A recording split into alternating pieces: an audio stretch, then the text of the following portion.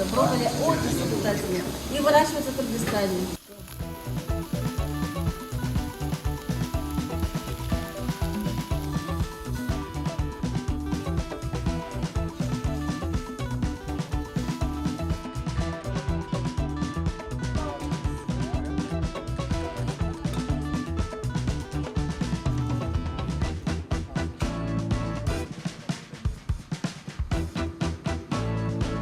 Если вы много нальете воды, это не говорит о том, что будет больше пара.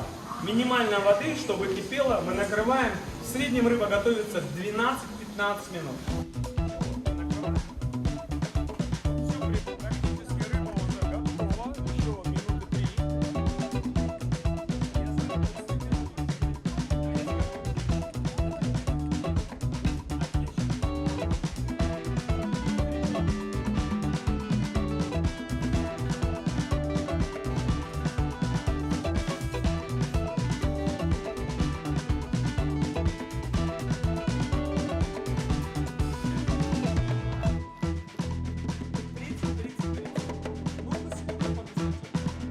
Если в 2020 году мы произвели порядка 5200 с лишним тонн, то в 2021 году мы произвели более 10 тысяч тонн.